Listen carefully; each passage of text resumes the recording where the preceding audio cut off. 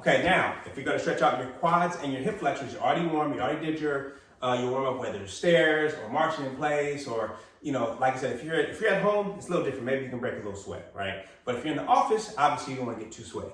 All right, so if you wanna stretch out, and you can also do this at the airport. Notice I have this in my hand, so I can do this at the airport. Maybe you're gonna walk around while you're waiting, and then next I'm gonna show you something you can do for your hip flexors and your quads. All right, so you want to put something down on the ground, if you have mat, or maybe something like this if you're at the airport, or have something soft.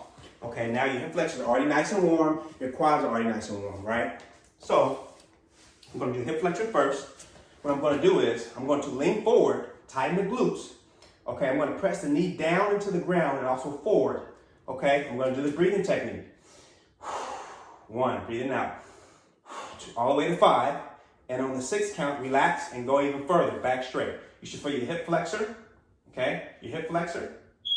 And then you do that twice. Do it again, press down and go deeper and deeper.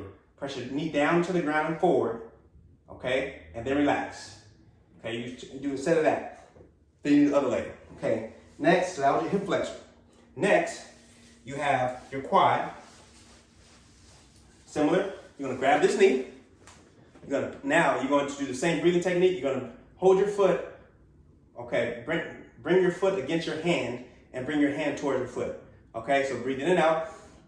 1, 2, all the way to 5. And then on the 6th count, okay, you relax your foot. So you no longer contract the muscle, and then you stretch, okay?